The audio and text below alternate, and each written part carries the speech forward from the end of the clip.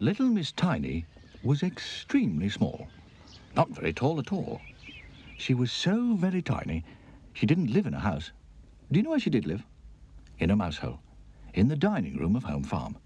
She made the mousehole quite comfortable, really, and luckily there weren't any mice, because Ginger, the big farm cat, had chased them all away.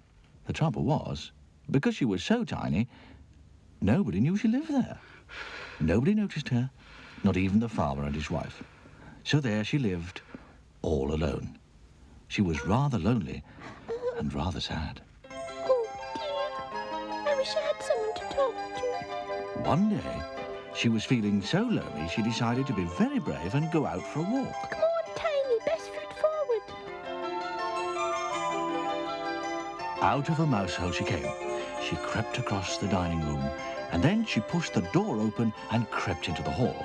Now, to little Miss Tiny, the hall looked as big as a field. Oh, my goodness. And she scuttled across it to the back door of the farm.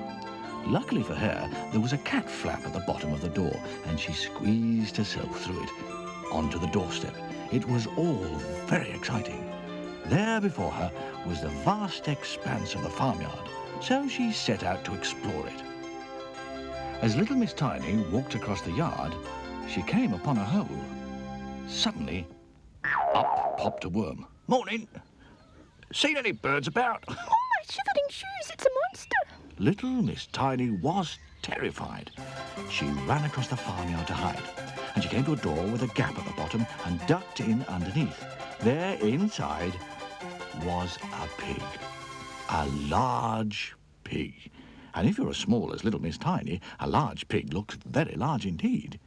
Miss Tiny looked at the pig, and the pig looked at Miss Tiny. He grunted and moved closer to inspect this little person who'd entered his sty. Oh, my trembling toes. Miss Tiny shot out of the pigsty as fast as her little legs would carry her, which wasn't very fast because her legs were so very little. She stopped to catch her breath. Oh, my knocking knees.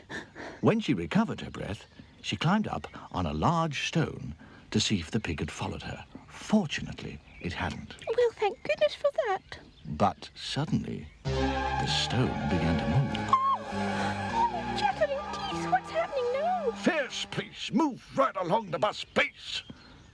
But it was only a harmless old snail. Little Miss Tiny jumped down and ran across the farmyard. She ran right round the back of the pigsty before she stopped. She leaned against the wall and put her hands over her eyes. And suddenly, she heard a noise. A very close noise.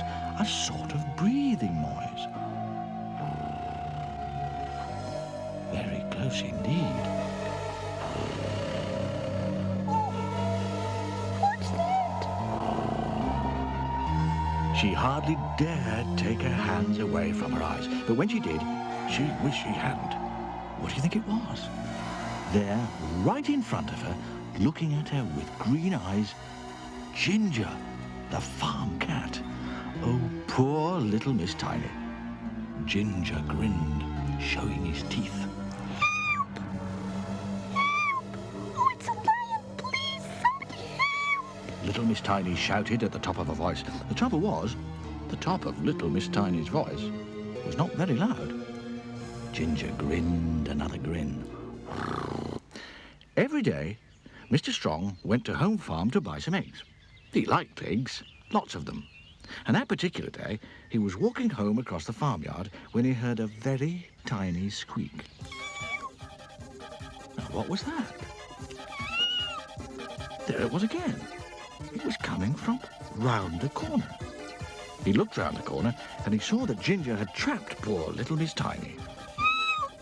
Help! Oh, help! Please help! Shoo, come on now, go away, cat. Mr. Strong picked up little Miss Tiny very gently. Hello. Who are you? I'm Miss Tiny. Yes, well, you are, aren't you? Well, if I was as tiny as you, I wouldn't go wandering around large farmyards. But I'm so lonely, I wanted to find someone to talk to. Oh, dear. Well, now, Let's see if we can't find you some friends to talk to. Thank you very much. That's very kind of you. And now, every day, Mr. Strong collects little Miss Tiny and takes her off to see her friends. 3 days ago, he took her to see Mr. Funny, who told her so many jokes that she just couldn't stop laughing all day. And then, a couple of days ago, he took her to see Mr. Greedy, who told her what he usually had for his favourite breakfast.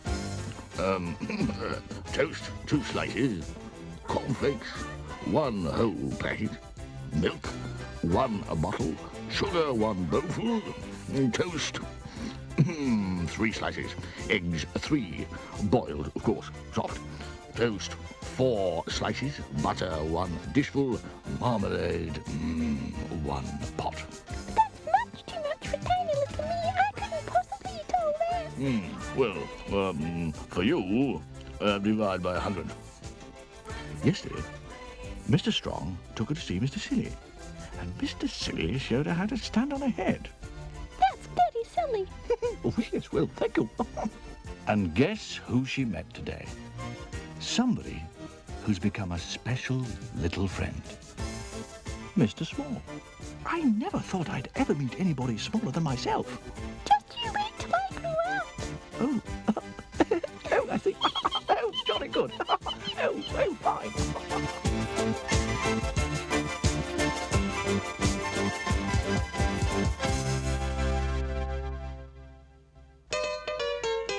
She's blunt. He's fun. They're late and naughty. She's trouble. Sunshine. We're helpful, tiny, neat. I'm silly. She's little Miss Sunshine. I'm fuzzy and greedy. I'm Royal. I'm Julie.